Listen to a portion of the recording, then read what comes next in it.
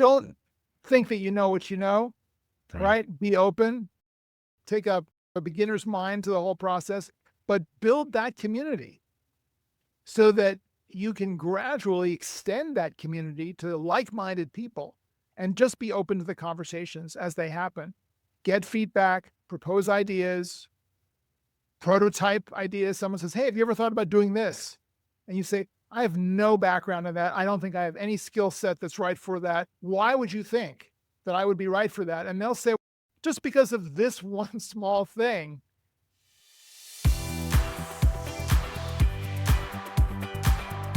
Welcome to Gap to Gig, the show for dads reimagining how work fits into life, not the other way around. It's where we talk about what comes next, how to make sense of the in-between, and who we become in the process. I'm your host, Michael Jacobs, and today my guest is John Tarnoff, an executive coach who knows what it means to reinvent yourself when life takes a turn. He's helped countless mid-career professionals rediscover confidence and direction after time away from work. For any dad looking to balance ambition and family while writing their next act, John's insights today, I think, are going to be pure gold for you. John, welcome to the show. Appreciate having you here. Good to be here, Michael. Thank you for having me on. Thank you. Your story, John, it's proof that it's never too late to rewrite your career, your definition of success. How did that journey start for you? So the journey started for me the way it happens for many people, which is when you get close to 50 or thereabouts, and this is a natural psychological phenomenon, you tend to question, wait a minute, what's going on here? And, typically in our culture, there's this cliche of the midlife crisis. The guy goes out, buys a sports car, dumps his wife, takes up with a 30-year-old. But I think it goes deeper than that. And I think it really goes to this sense of what's next. I've done a lot. I have accomplished a lot of my goals or really come to terms with what that means. I have learned a lot in my career. I have started a family. I have bought a house, whatever the milestones may be. And now you're hitting midlife. All of a sudden, the goalposts are starting to appear over the horizon. And you start to think, wait a minute, what is the rest of this supposed to be like? So this manifests in many ways. Personally, certainly professionally, there is a reevaluation that takes place. And what's going to happen also is that the culture is going to start reevaluating you based on your age. And you're going to start hearing these little whispers all around you. You're going to be looked at differently.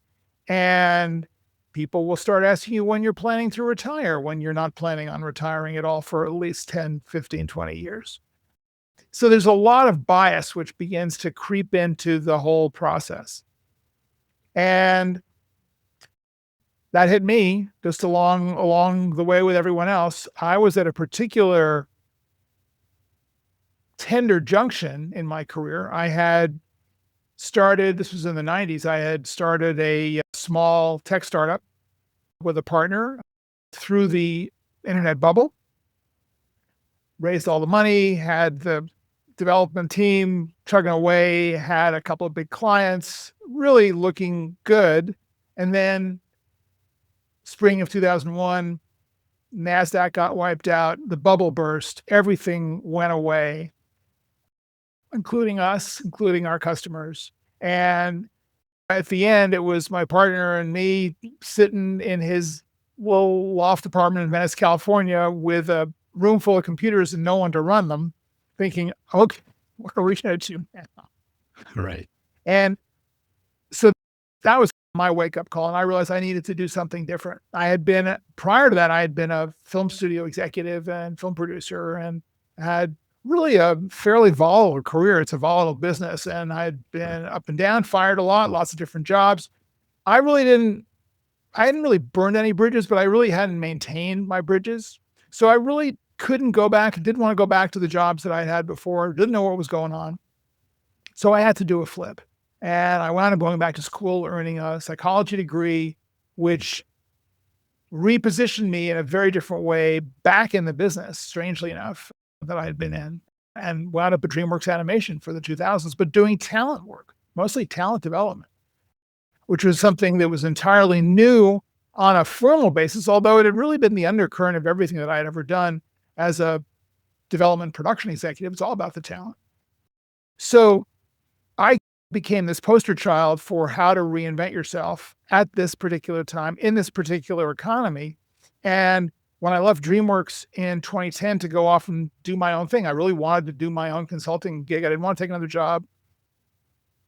This kind of came to the fore. And I've been doing this now since 2014, 2015. And I wrote a book in 2017, been perfecting this coaching methodology. And I help people in mid-career go through the same kind of transition and crisis that I went through and get to the other side. What a fascinating story. I appreciate you sharing that with us. What do you think there was certainly a lot of uncertainty in all this that you experienced from going from the Hollywood or the film industry to your own tech startup, and that tech startup fall into the pressures of the tech bubble early 2000s, and then reinventing yourself after that. What helped push you through all that uncertainty and get to the point where you are today? Was there, I guess, I was yeah, going to say blind faith or fear. sure. You get to a certain point where, and people have said to me over the course of time, wow, you've done really courageous things. You did this pivot and you reinvented yourself. And wow, you must have been very strategic about this. And I wasn't. I was reactive. I was doing the best I could at the time. I had a lot of dark nights through that period. And for people who are struggling in the job market and they've been out of work for a long time and 6 months or a year and they're not getting responses, and it's a very toxic job application environment that we're undergoing right now, or have been increasingly for a while. And people say, well, how do you get through it? And unfortunately, you just have to go through it. It's the old Winston Churchill line: if you're going through hell, keep going. Yeah. Right? You have Yep. no alternative. And the only thing I can say that's perhaps reassuring to people is that by going through hell and keeping going through hell, you're going to learn lessons, right? You're going to figure things out. The only thing keeping you back from learning those lessons is your own unwillingness and resistance to moving forward. And I get that as well. And there are the days where you just want to pull the covers over your head, and you can't. You have to figure out a way of getting out of bed, of moving forward, of picking up that phone or sending that email. Yeah. And and now this goes into a whole other branch of this question, which is personal growth, building resilience, creating healthy habits for yourself, using psychological tools to support that resilience building. And I think that's really where it comes down to. I will make a recommendation here. An Please. author who helped me out a lot during these periods of uncertainty, named Pema Chodron, who is a American-born, Canadian resident Buddhist nun who I believe runs now Gampo Abbey in Halifax, Nova Scotia, has written many books about resilience and about uncertainty and being comfortable with uncertainty, which I think is the name of one of her books. And this idea that you want to be able to accept and even get comfortable with the idea of uncertainty is very important in a changing time, in a tumultuous era that we're living in, and particularly if you are at this juncture. Now, I'll skip ahead maybe to directly address your audience here. Please. One of the challenges I think that dads have who have chosen to stay home for whatever reason is a sense of isolation. Yep, absolutely. And I think that this is certainly a very insidious challenge that stay-at-home dads are going to find. Because as men, we don't tend to gab about this.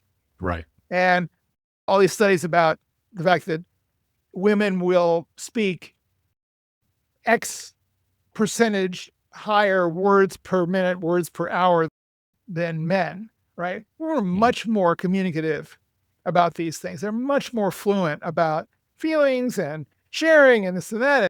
And we don't do that, right? Right. So Right. it makes it really hard for us to engage in this process of self-reflection, of prototyping new ideas. And I think it's the number one thing that we have to be very mindful of as we are trying to get through this. And that is, we can't do it alone, Right. right? Absolutely. We have to reach out. We have to create these groups of other men and women too. I don't think it necessarily has to be a men's group approach where we're just thinking as men, we have to figure this out as men. I don't necessarily buy into that. I think it benefits from being an open, gender open environment and forum for us to do these things so that we can learn from one another. Absolutely. So one of the things you talk a lot about is confidence and how often it comes last. Yes. And so as a dad, whether you're a stay-at-home dad or you're a working dad, but you have some caregiving responsibilities, you tend to have confidence in perhaps your child raising abilities and taking care of your child when you're supposed to be taking care of your child. But as you talk about the challenges that dads face, it's not necessarily having that confidence in yourself to go out and pursue the type of work that is most meaningful to you. So do you have any recommendations for like how dads can rebuild their confidence after a long time, years maybe, of focus on more caregiving instead of career climbing? I think it's a deeper question than simply relating it to action and function. Okay. And I don't think that defining your expertise or your ability in one area and then necessarily diminishing your lack of expertise in another area, Right. I don't think that's necessarily helpful. But I'm going to go out on a strange, circuitous limb here and say Go for it. that what comes up for me when you ask that question about how to attack this comes down to a very simple, deceptively simple practice, which is to do a daily journal.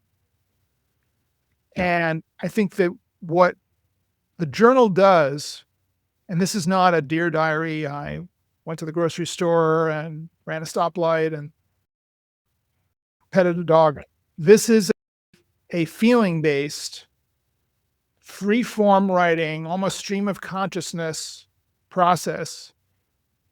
It's really based on a woman named Julia Cameron who wrote a book called The Artist's Way, which really addressed the question of writer's block.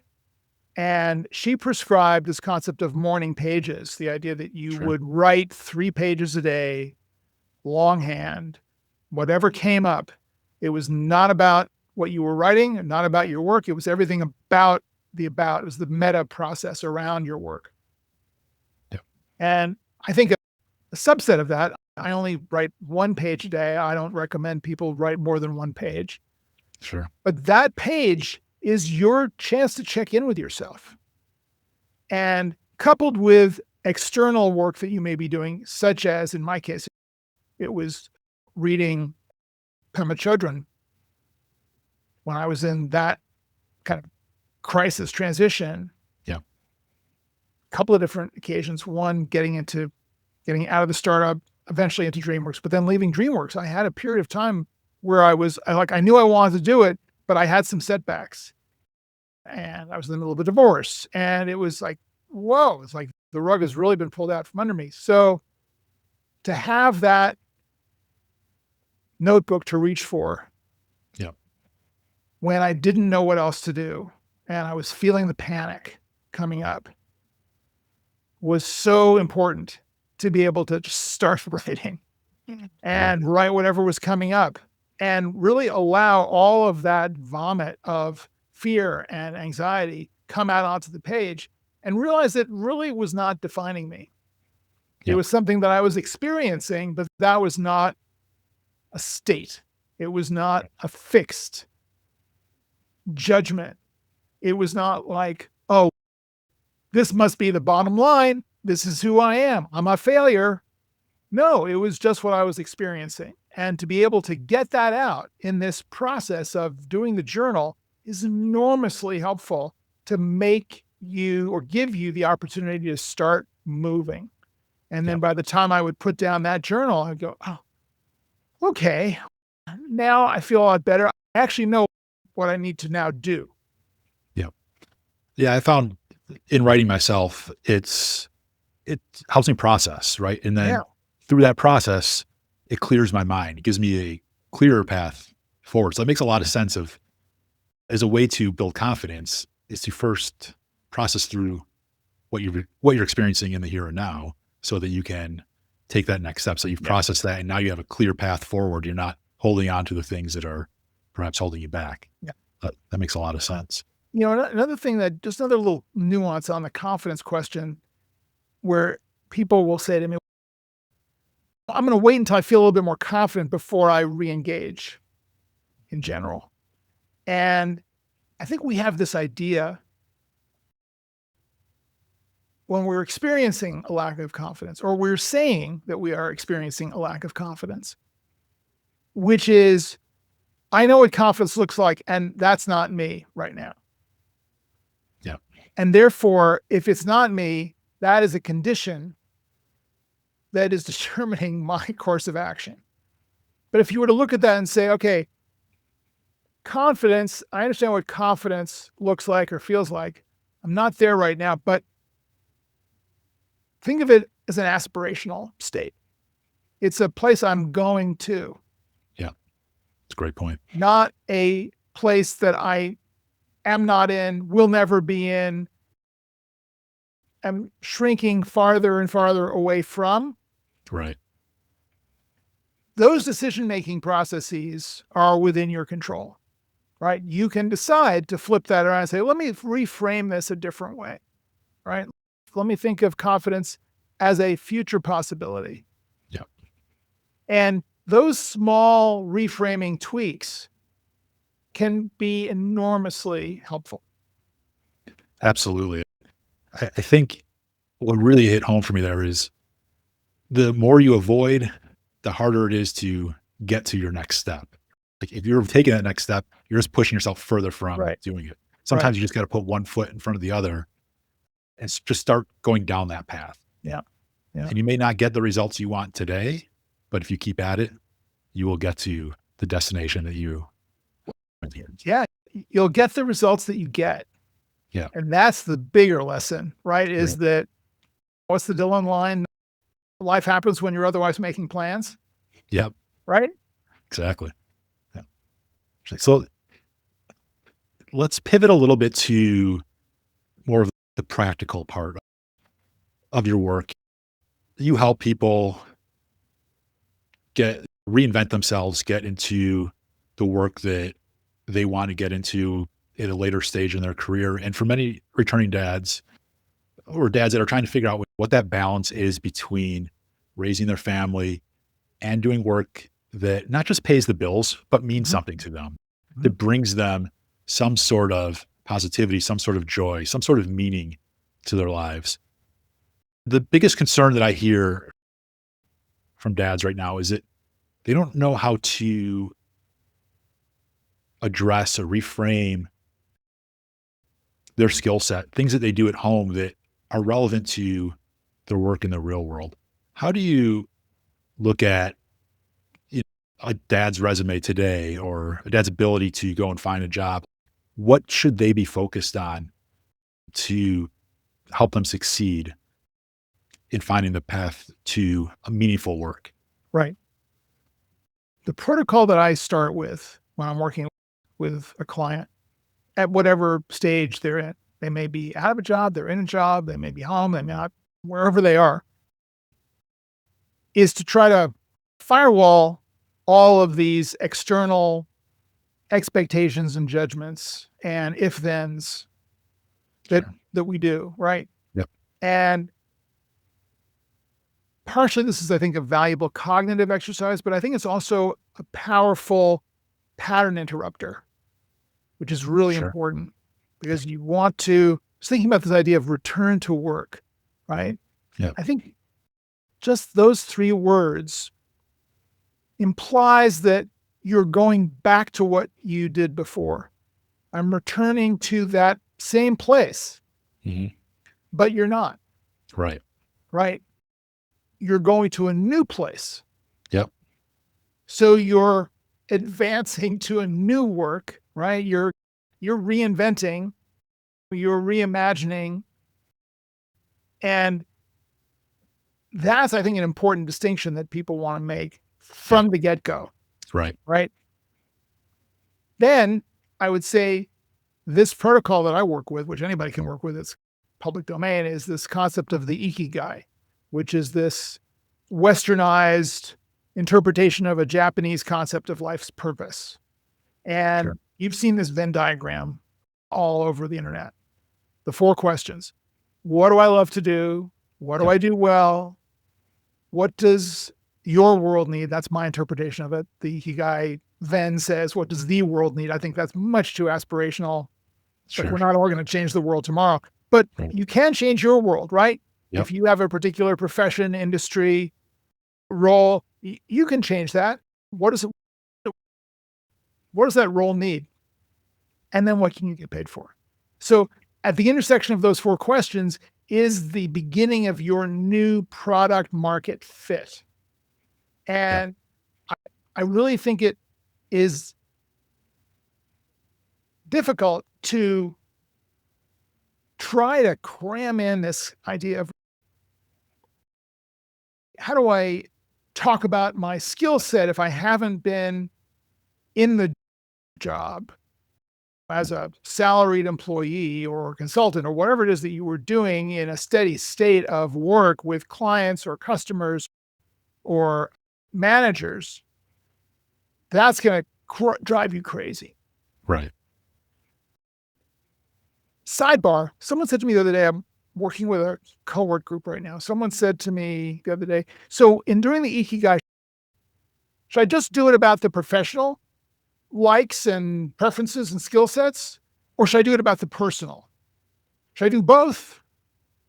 And I said, yes, you should do both. There's no distinction in the what I love to do and what I do well going into this. Right. Very free form, because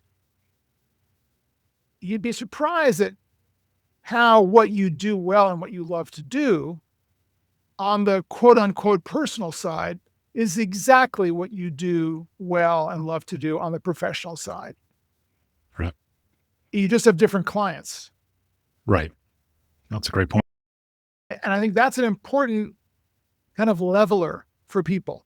Don't be worried about what's my business skill versus my personal skill. Oh, the personal skill, it's just personal. Everybody does that. No, not everybody does that. Not everybody is good at maintaining a schedule, organizing a household, having systems that run that give you freer time to be able to do stuff that matters more. A project that you needed to do, right? You're Yeah. replanting the garden. That's a pretty big process. Do you have a spreadsheet for that or a project plan for that? I also think that people are much more open today because everyone's living the same life ultimately Right. to appreciating how managerial skills, no matter what the venue may be, are still valuable. Yeah. And I would, just as you would look for these valuable lessons, experiences, and successes when putting together a resume, preparing for a job interview, why would you not talk about a really successful experience you had in managing something on the personal side, the family side? And it's not just about your individual or nuclear family. There are big families with big political problems within them. Yep. And Absolutely. if you have one of those big families, my partner, she comes from a huge Italian family. I'm kind of a little Jewish guy from New York with a very small insular family. She's got cousins down the street and they're Italian. So everyone's got an agenda. Everyone's got an opinion, right? Right. If you're able to manage that, if you are even something as crazy as a family reunion Yep. or a wedding or something like this, it may sound funny and you may want to figure out a fun way of talking about it. That I think has tremendous professional value, depending on what it is that you do that you want to do. Right. But I would not shrink away from this, I think, artificial distinction that we make between work and home. Yep. That's a great point. Do you think you mentioned bringing these personal experiences into your resume, into your job interviews? Do you think things like talking about planning a wedding or managing some big household event that shows personality? And is that a risk or a potential reward to show off your personality through these personal experiences that you convey when seeking a job? I think it depends. I think the degree to which you kind of traffic in your personality, right? Sure. Depends largely on who you are, what kind of personality you have, the kind of work that you do, the kind of industry, what are the industry norms. I may be a little bit on the kind of creative industry side of this where personality and eccentricity are perhaps a little bit more valued. Yeah. But I also think that's a trend today, and that this kind of gray, bland, anodyne, industrial model of work and workers is going away. And I don't think it's necessarily serving us. Plus the fact that if you are one of these bland, programmatic, anodyne workers, AI is going to eat your lunch if it already hasn't. Yeah. So part of your strategy, I think, regardless of what it is that you do, really needs to identify where you're special. Yeah.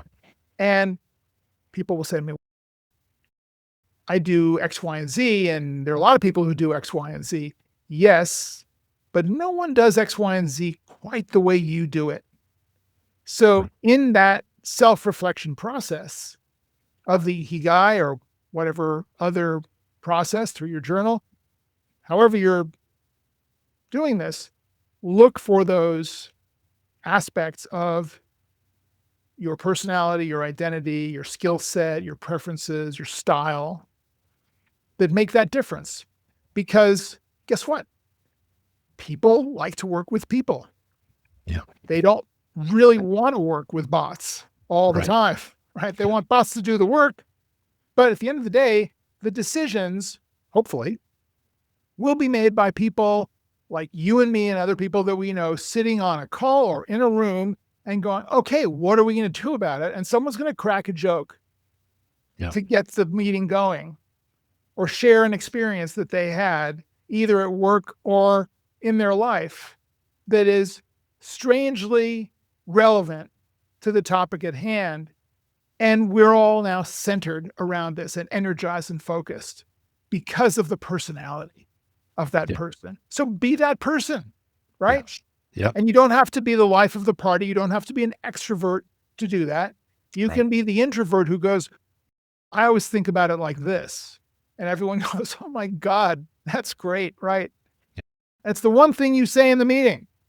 And it Yeah. changes the meeting for everyone.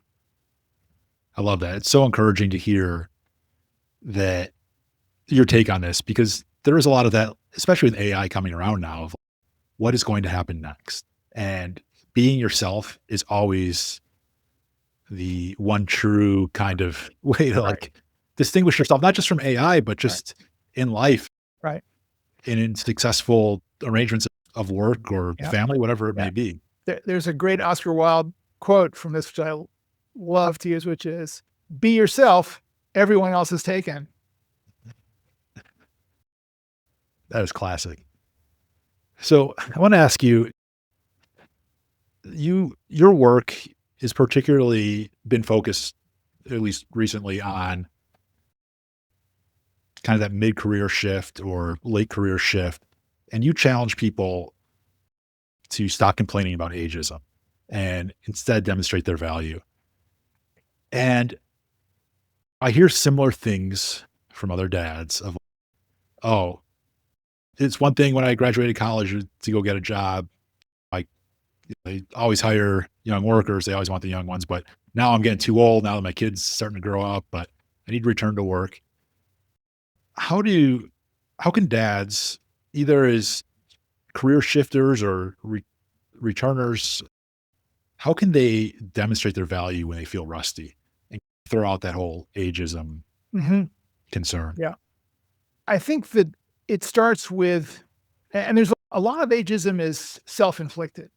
And that I Sure. think is the worst of it, is that we internalize the ageism and this kind of fatalistic idea, I'm getting old, that must mean that. That's a great And point. yes, this is not to deny that ageism is a powerful, destructive force. It is the last sanctioned bias in our culture. It's going to be nowhere on anyone's campaign platform.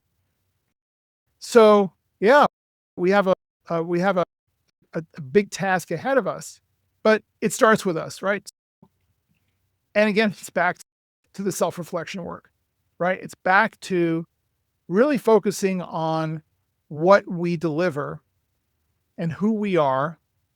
What's the mission that we're on, right? What's the kind of the value set that circumscribes the work that we do, the way we do the work, the reason why we do the work, the values that we bring to the work, the principles that we find inviolable, like I will always return an email within 24 hours. Yeah. Something as simple as that, which is rarely codified and Right. rarely followed, but something simple like that. If you have a handful of those principles that you live by, and maybe you want to update some of those principles, whereas, and I think this is probably more applicable to people my age than to people who are Gen X or millennials, but the idea that in that context, it's I will always return a phone call within 24 hours.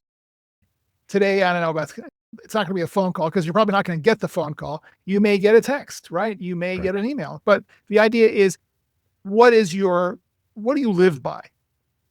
Yeah. So I would try to bring a lot of these more practical principles about being in the world and engaging with other people to the forefront.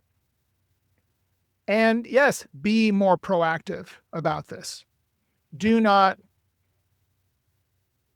lean back, lean in with other people, engage with other people, Yeah. be uncomfortable Right. when you're making the decision to get back out there. First of all, it's not a overnight process. You're not going to get to Sunday night having been working out of your house and being primarily responsible for taking care of your household and your family and your kids for the last 3 years. And then tomorrow morning you're back to work in the office. Right. Right. This is going to take some time. Yep. You It's a want to process. start making this process happen. Yeah. Prototyping, I think, is a very important way of looking at this return to work process, where you define possible venues, possible targets, possible support groups, and you start plugging them in to your life. See if they work. Create little plans for how long you're going to give this to work. Where's it going to lead you? What are your expectations? Monitor the situation. Approach this as a job. And don't spend too much time worrying about it, even too much time thinking about it. Better just do it. Learn from the experience, seek feedback from others, meet new people, build more friendships, risk getting burned a few times. You'll learn more. And think about, if I do this for the next year, where could I end up? Right. No, you're essentially building blocks, right? You're Yeah, building your own staircase to get to that right. next level. And there is Right. no perfect way to do it. Right. And there is no definitive way to get to the outcome that you think right now is the outcome that you want, because it may not be. There may be another outcome that's better, right? Or that's more attuned to you, but you're not going to figure that out alone, worrying about whether you're making the right move or not, staying insular and not testing the waters, feeling uncomfortable, taking risks, making new friends, having more conversations. Right.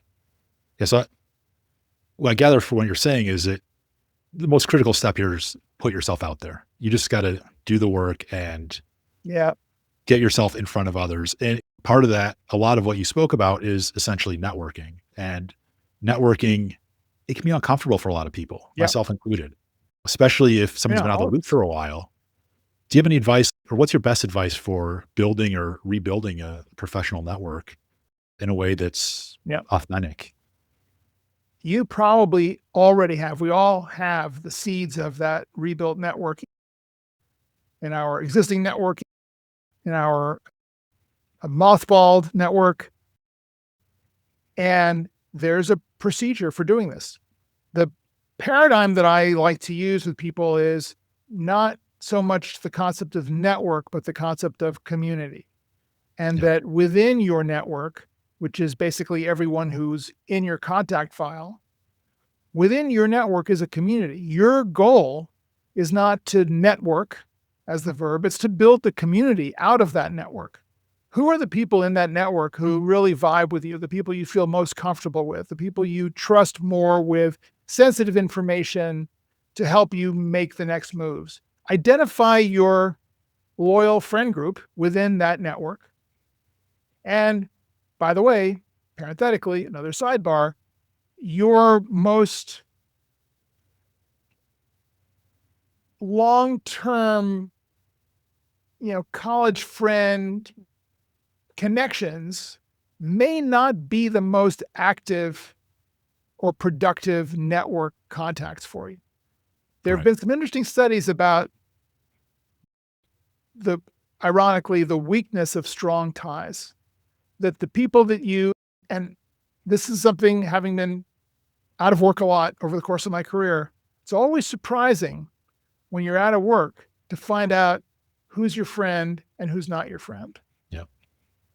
And I'm sure that all the guys that you're working with have a story about someone that they thought was going to really be helpful to them when they changed their venue and they left the office and went home, or whatever the transition might have been, and this person vanished from their life.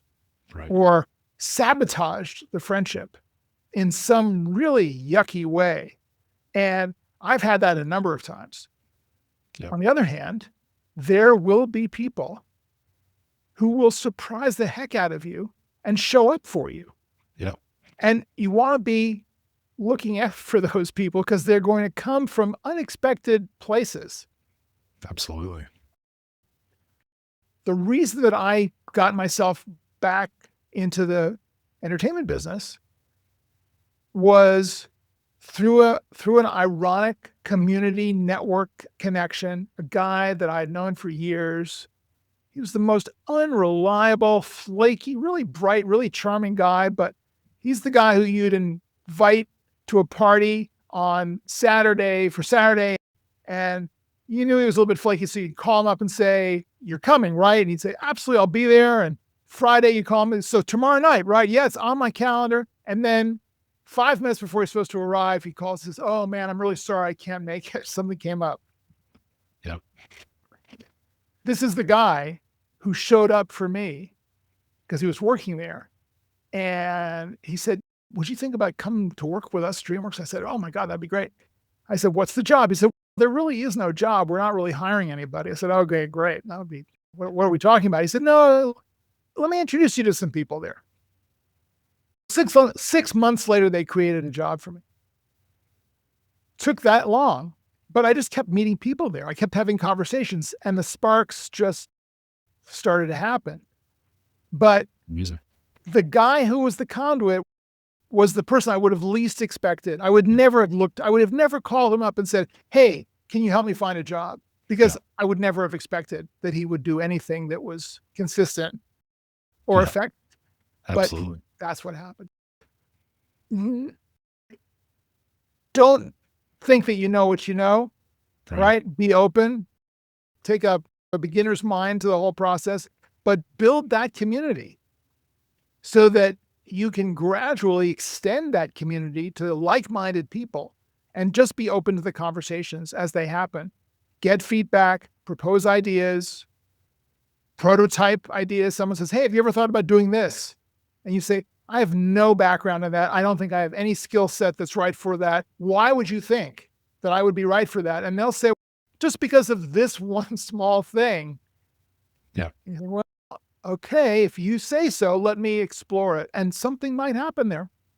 So, a lot of this network effect that we were just talking about, it reminds me of your three elements career builder framework. So there's niche value, referral community, and thought leadership are the three cores of that framework. Where does a dad who maybe they are a working dad, but still have some caregiving responsibilities, maybe they're a stay-at-home dad, but looking to get back into work, where does a dad start within this framework to find that job that is meant to be for them? Right. So again, I think it goes back to your personality and your values and what you stand for, more so at the end of the day than your skill set. You've got experience.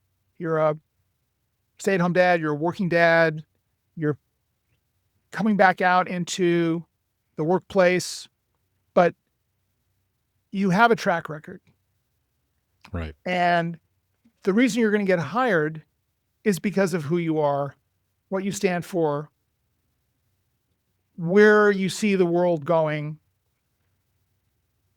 There may be they may try to pin this culture fit problem on you. That's a kind of a veiled excuse for ageism. Yeah. Really, you want to be developing a relationship with that hiring manager on a deeply personal level. So I'm going to take the three elements from the back and start with the thought leadership, which Okay. is really the aspect that binds these three concepts together. The idea of standing up for what you stand for, sharing Yep. your experience, sharing your points of view, whether it's online, LinkedIn, Reddit, wherever, out in the real world, professional organizations, groups, teaching, mentoring, lots of opportunities to get out and make your presence known and your philosophy of life and business known. Work your personal life and experience into that, right? There are all Right. sorts of parables that you can extract from what you're seeing out in your particular world and how it relates back to the work that you've done.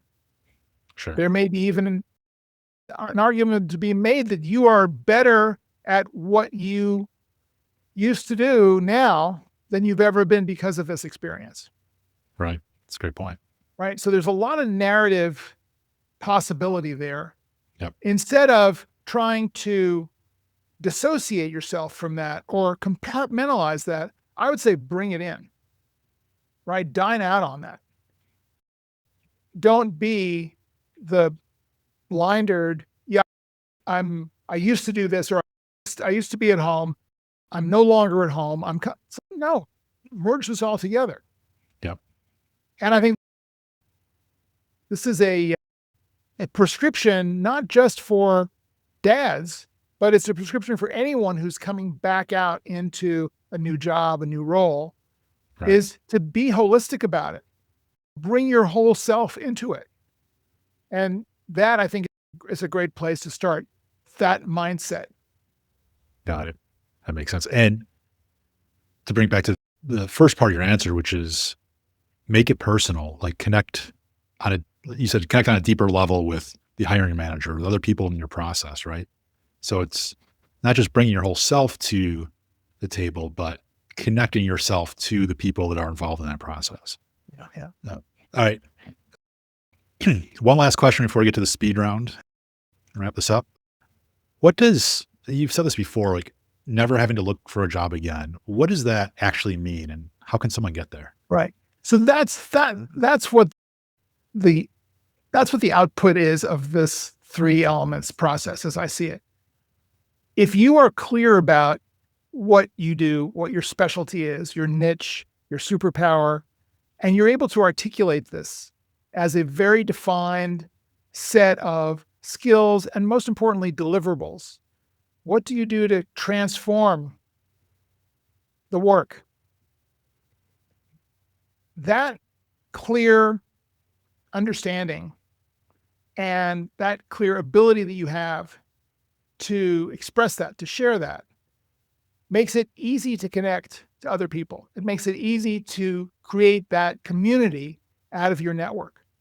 And now that you're so clear about what it is that you do, your community, you're going to find that people are much more willing and able to market for you because they have a very clear understanding of what it is that you do. Right. And when they're seeing an opportunity, then it's, oh, you got to talk to this guy. Yep. That begins to generate opportunity for you, as opposed to you having to constantly chase down and say, I know you see this generalist resume that I've got where I've done all these things. Here's the 3 or 4 things that apply to this job, which is where I can do the job. And they're going, no, we need a specialist. We need someone who's all about this job, right? Not someone who touches it on 3 levels. That plus the thought leadership, which kind of keeps you top of mind, it builds the footprint that you have been generating all along, really reinforces that footprint so that if someone who doesn't know you connects with you, they're seeing this very clear, specific profile. Anyone who talks to them who knows you as part of that community is going to be able to talk about this and talk about you. And then your thought leadership, wherever that is expressed, is a series of breadcrumbs, really, that establishes your long-term credibility and trust as that professional, as that subject matter expert, so that you're generating this flywheel of opportunity. It's constantly returning opportunities to you. It's an inbound marketing approach to career. Got it. So the jobs start coming to you. Yeah. As opposed to you going out to try and find those jobs. And that's because it's clear what you do. So of course they're going to target you because they're looking for you, right? Yep.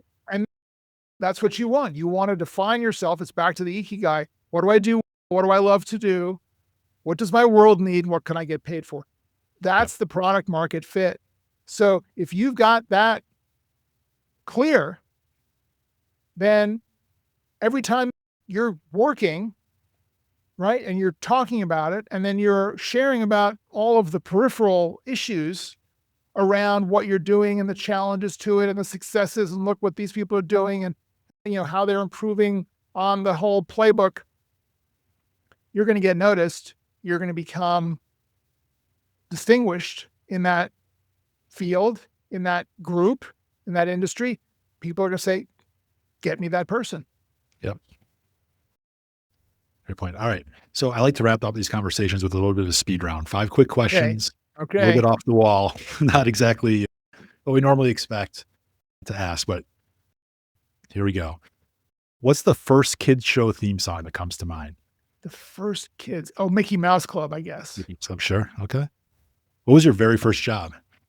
My first job was like a teenage school job or a job out of school. A teenage school job. I was a cashier in a local diner Excellent. on Saturday mornings, junior Wow. year of high school. And Great. yeah, and that was a prestige job, let me tell you. Yep. I was a cashier in high school too, so I get it. Would you rather spend 24 hours with a toddler-sized T-Rex or a T-Rex-sized toddler?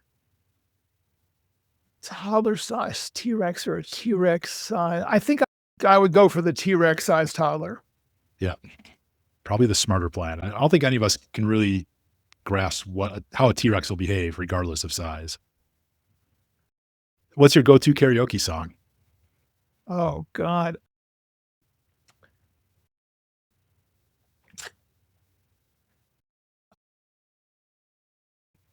I am not a karaoke fan. I am terribly embarrassed about my voice. On the few occasions that I have done karaoke, I'm trying to think. I I'll just say, "You've Got a Friend," Okay, fair Carole enough. King. Sounds good. All right, last question. It's fairly dad related because most dads, especially in their early days of being a dad, they're always carrying around diaper bags and all kinds of things, and their In pockets there, get yeah. filled with all kinds of stuff. So, what's the weirdest thing you've ever carried around in your bag, your briefcase, or your pockets? The weirdest thing I've ever carried around in my briefcase. Um, there was a time where I had it was a bag of Cheetos had burst in my bag, and so I wound up it was those were the days when you're carrying these kind of satchels, right? These kind of Sure. man purses. It's a long Yep. time ago. And this so I had the Cheetos were like everywhere and colored everything orange, and my hands were covered with orange. So I was like walking around in that day as this orange Cheeto person as a result of this. That must have been Not a quite the particularly great story for you, but there we go. That's what comes up. love it. I feel for you.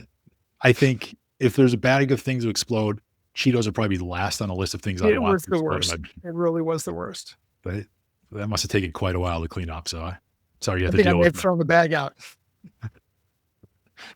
Well, John, I appreciate you coming on today. Everything you've shared today fits right into what Gap to Gig is all about. Building meaningful work that fits your Great. life.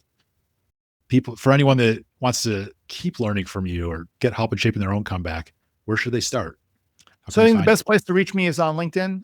I think I'm the only John Tarnoff coach on LinkedIn, and we can start there. I've got some stuff on there about my other programs, and you can certainly reach out to me. And I'm also working on a community. I've started a community called the Mid Career Lab, and you can find it at midcareerlab.com. And it really is now a free community of people. We've got about 200 people in the community who are there really to talk about mid-career challenges and reinventing yourself and learning about what comes next and helping one another through that journey. Amazing. Love that. John, thanks again for joining me. I really appreciate you sharing your insights today. Your perspective you brought to this conversation really was pure gold. I think I called that at the beginning of the conversation. So I appreciate you coming on. And if you enjoyed this Pleasure. episode, make sure to subscribe and check out the Gap to Gig newsletter at gap2gig.com. It's where I share weekly stories, tools, and inspiration to help dads relaunch, redesign their careers. That's it for this episode. Remember, your career is just one part of your story, and it's never too late to write the next chapter.